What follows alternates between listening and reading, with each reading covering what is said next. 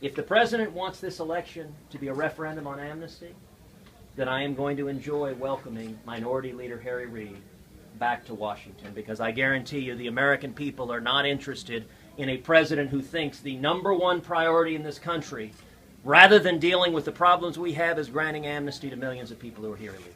Is it worth it to shut down the government, from your perspective, to block him from You know, it is a very funny thing. There is one person and one person only talking about a government shutdown, and that is the White House. I understand that they desperately want to change the topic from the manifest failures of the Obama economy, from the millions of people who've lost their job and lost their health care because of Obamacare, from the absolute failure to secure the border and the humanitarian crisis that the president's lawlessness has created, and from the utter devastation abroad from the failures of the Clinton-Kerry Obama foreign policy.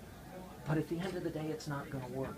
Smoke and mirrors and distracting the American people isn't going to work. You know, we just saw a citizen blogger dressed as Osama bin Laden cross the Rio Grande.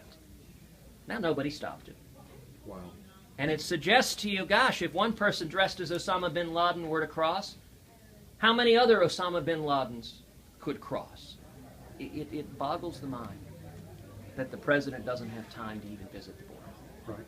That he spends all of his time with Democratic Party fat cats raising money. That he goes off to Martha's Vineyard. That it seems, you know, it almost seems like the PGA ought to put him on retainer. Right.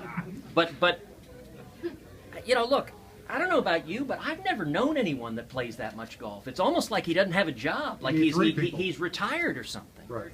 I would urge any governor not to be complicit in the disaster that is Obamacare. It is hurting the American people. And listen, I understand that there were a lot of folks in Washington who, when the battle last summer and fall did not result in Obamacare being defunded then, wanted to declare complete victory. President Obama very helpfully told everyone, the debate is over now, surrender, go home, give up your rights. But, you know, any student of military history knows that most wars, and especially wars of significance, are not typically won in the first skirmish. That battle laid the foundation.